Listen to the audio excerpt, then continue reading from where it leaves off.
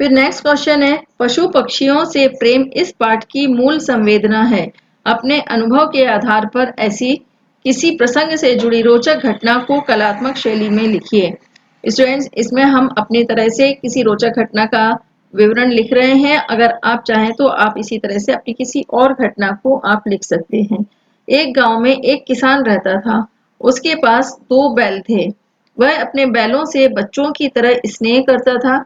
वह उन्हें अपनी आंखों से दूर नहीं करना चाहता था। उन्हें खाना खिलाकर ही खुद खाता था। एक बार एक बैल बीमार हो गया।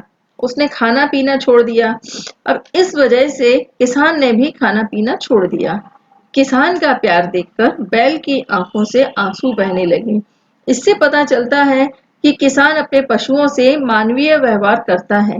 किसान पशुओं से घर के सदस्य की भांति प्रेम करता है और पशु ऐसे स्वामी के लिए जी जान देने को तैयार रहते हैं। फिर इसके बाद नेक्स्ट क्वेश्चन है, गुरुदेव जरा मुस्कुरा दिए। मैं जब यह कविता पढ़ता हूँ, ऊपर दिए गए वाक्यों में एक वाक्य में अकर्मक क्रिया है और दूसरे में सकर्मक। इस पाठ को ध्यान से पढ़कर सकर्मक और अकर्मक क्रिया वाले 4-4 वाक्य छांटिए। स्टूडेंट्स, आप अकर्मक क्रिया और सकर्मक क्रिया किसे कहते हैं, तो इसे व्याकरण के पोर्शन में आप हमारे ग्रामर की वीडियो अवश्य देखिए। उसमें आपको इसका एक्सप्लेनेशन मिलेगा। अभी हम इस क्वेश्चन का आंसर लिखते हैं।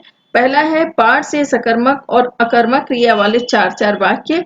तो पहले लिखते हैं सकर्मक क्रिया वाले वाक्य, जिसमें पहला है, बच्चों से जरा छेड़छाड़ की, कुशल क्षेम पूछे। हम लोग उस कुत्ते के आनंद को देखने लगे। इतनी ही स्वीकृति पाकर ही उसके अंग अंग में आनंद का प्रवाह बह उठता है। गुरुदेव ने इस भाव की एक कविता लिखी थी। और अब अकर्मक क्रिया वाले 4 वाक्य। इसमें अकर्मक क्रिया का पहला वाक्य है, हम लोगों को देखकर मुस्कुराए। फिर है, दूसरी बार मैं सवेरे गुरुदेव के पास उपस्थित था।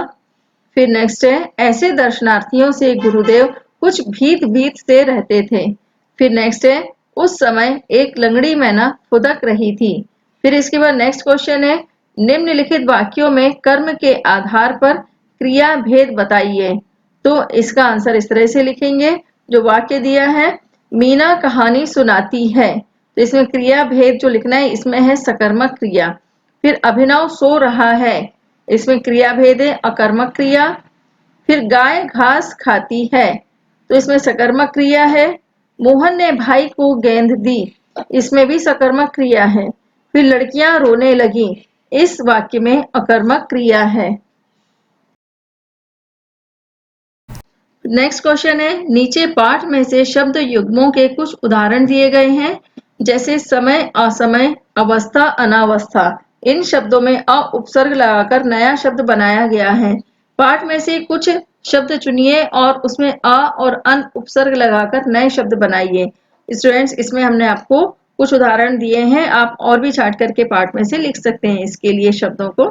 तो चल, अचल, कारण और कारण, इसमें अ उपसर्ग लगाए हुए हैं और अ उपसर्ग लगाने के बाद जो शब्द बन रहे हैं वह हम आपको उदाहरण सहित यहाँ बता रहे हैं।